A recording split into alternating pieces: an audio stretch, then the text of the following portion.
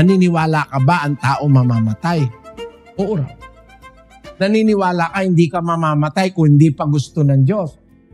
Nasa Biblia yon, 10:29 ng Mateo. Kahit maya, hindi mahuhulog sa lupa kung hindi pa hintulot ng Diyos. So hindi ka mamamatay kung hindi pa gusto ng Diyos. Kung hindi pa gusto ng Diyos, huwag ka matakot mamatay. Kasi pag natatakot ka mamatay, parang natatakot ka sa gusto ng Diyos. Ang paniwalaan mo, mamamatay ako pag gusto ng Diyos. Pag hindi pa gusto ng Diyos, di pa ako mamamatay. Yun ang paniwalaan mo.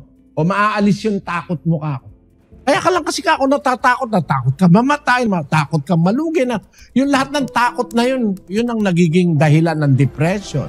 Eh wag ka matakot, maniwala ka sa Diyos. Ba't mo po problemahin eh mamamatay ka lang pag gusto na ng Diyos? Kung hindi naman gusto ng Diyos, di ka pa naman mamamatay.